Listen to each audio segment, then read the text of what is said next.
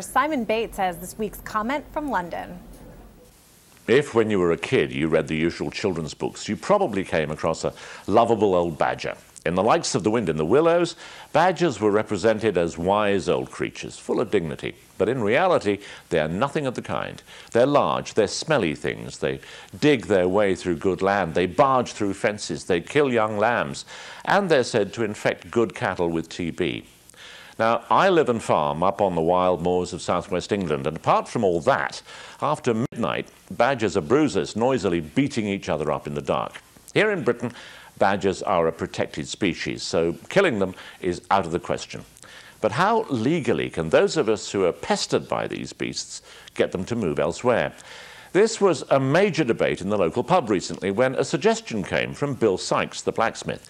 He argued that badgers are close to dogs, and that as a dog will mark out its territory to keep all the others out, maybe we humans should try the same trick. So now, first thing every morning, I drink a couple of glasses of water, and then right away, not surprisingly for a man of my age, I am ready to mark my own territory on the grass. And it seems to be working. It must be something to do with the testosterone. There's less evidence of badgers. I don't hear them fighting after dark.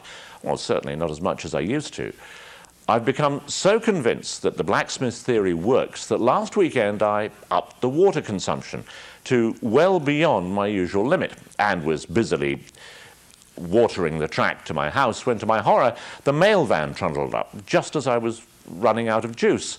Well, I did all I could to zip everything up, but it was too late, and worse, instead of our usual mailman getting out and handing me the week's bills, a lady, a woman, a member of the opposite sex who was apparently standing in for our regular chap, opened the door, held out a pile of envelopes, and grinned at me. I stood there, covered in shame, and aware that if I took the mail, my trousers would fall down. Her smile grew even wider. "You've been talking to Bill about badgers, eh? You're the fourth farmer I've caught doing that this morning." That night in the pub, Bill Sykes suggested that I limit my intake of the local beer. The mail might be late and you don't want to get caught again. On the way home across the moor that night, I thought I could hear the sound of badgers laughing. This is Simon Bates for CBS News in London.